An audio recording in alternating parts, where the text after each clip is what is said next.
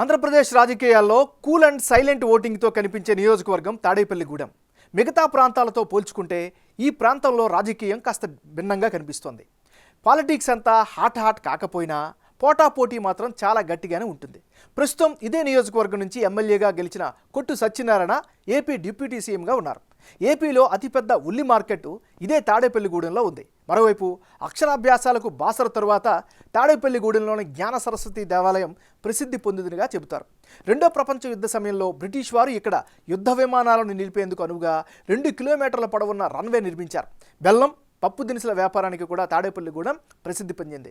ప్రస్తుతం ఈ సెగ్మెంట్లో మరో ఎన్నికల పోరాటానికి సిద్ధమైంది. వైసీపీ నుంచి కొట్టు సత్యనారాయణ, జనసేన టీడీపీ ఉమ్మడి అభ్యర్థిగా బొలిశెట్టి శ్రీనివాస్ మధ్య పోటీ దాదాపు ఖరారైంది. మరి తాడేపల్లిగూడెం నియోజకవర్గం ఓటర్ నాడి ఎలా ఉందో తెలుసుకునే ముందు 2019 అసెంబ్లీ ఫలితాలను ఓసారి చూద్దాం. 2019 ఎన్నికల్లో కొట్టు సత్యనారాయణ వర్సెస్ వెంకట మధుసూదనరావు వీళ్ళిద్దరి మధ్య పోటీ జరిగింది. ఆ ఎన్నికల్లో వైసీపీకి ఏకంగా 42% ఓట్లు దక్కితే తెలుగుదేశంకి కేవలం 32%, జనసేనకి 22%, ఇతరులకు 4% ఓట్లు పోలయ్యాయి. అంటే గత ఎన్నికల్లో తాడేపల్లిగూడెంలో వైసీపీ అభ్యర్థి కొట్టు సత్యనారాయణ పోటీ చేసి 42% ఓట్లు సాధించారు. అటు తెలుగుదేశం పార్టీ నుంచి మధుసూదనరావు పోటీ చేసి 32% ఓట్లు రాబట్టగలిగారు. జనసేన అభ్యర్థిగా పోటీ చేసిన బొలిశెట్టి శ్రీనివాస్ 22% ఓట్లు సాధించారు. నిజానికి టీడీపీ జనసేన కలిసి పోటీ చేసి ఉంటే ఆ పార్టీల విజయం సునాయాసమై ఉండేది. ఓట్లు చేరడంతో వైసీపీ అభ్యర్థి గెలుపు ఈజీ అయింది అన్నది ఒక అభిప్రాయం.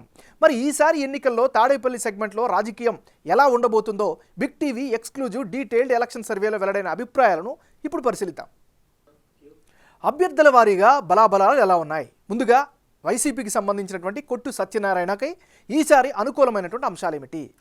డిఎస్పీ డివిజన్, రెవెన్యూ డివిజన్ ఏర్పాటు చేయడం వల్ల ఇది ఖచ్చితంగా పొలిటికల్గా ప్లస్ అయ్యే అవకాశం ఉంది.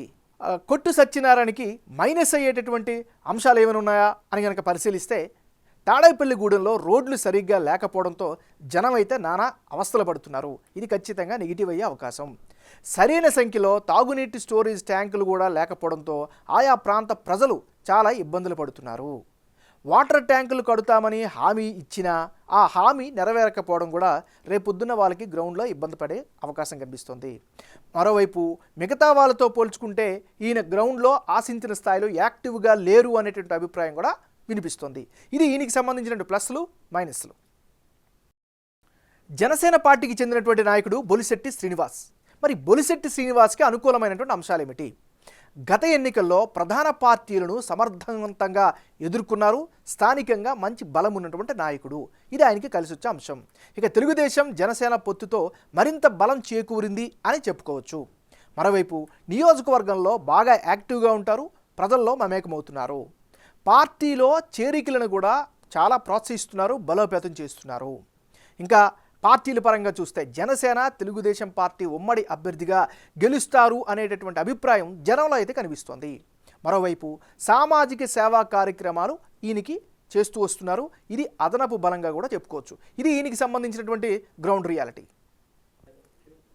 ఈ నియోజకవర్గంలో కులాల వారీగా ఉండే బలాలు ఎలా ఉన్నాయి, పొలిటికల్గా ఎలాంటి మద్దతు ఉందో కనుక పరిశీలిస్తే ఈ నియోజకవర్గంలో కాపు సామాజిక వర్గం అత్యధికంగా 38% మంది ఉన్నారు. ఎస్సీలు 19%, గౌడ్స్ 17%, యాదవులు 10%, వైశ్యులు 6%, ఒడ్డరి కులస్తులు 5% మంది నివసిస్తున్నారు. అంటే తాడేపల్లిగూడెంలో కాపు సామాజిక వర్గ ప్రజలు బలంగా ఉన్నారు. ఇక్కడ కాపుల్లో 35% మంది వైసీపీకి, 55% మంది జనసేన టీడీపీ ఉమ్మడి అభ్యర్థికి, 10% మంది ఇతరులకు మద్దతు ఇస్తామని బిగ్ టీవీ సర్వేలో తమ అభిప్రాయంగా చెప్పారు.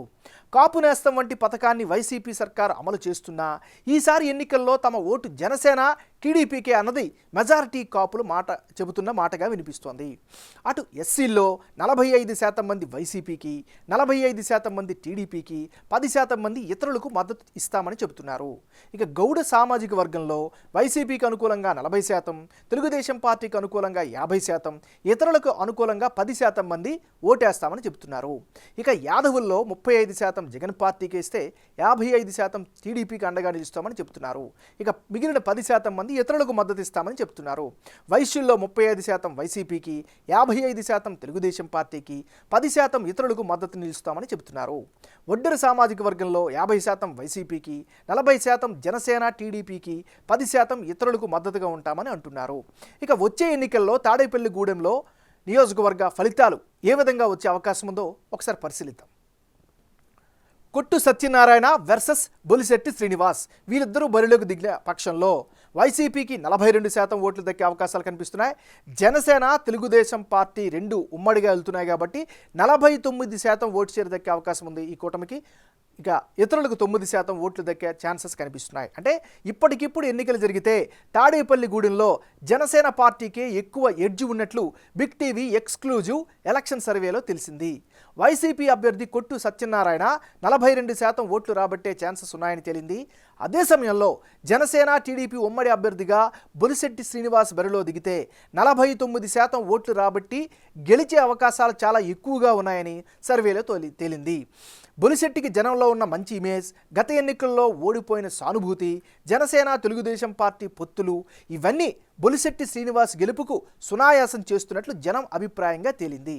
ఇక ఇతరులు 9% ఓట్లు సాధించే ఛాన్సెస్ కూడా ఈ నియోజకవర్గంలో కనిపిస్తున్నాయి.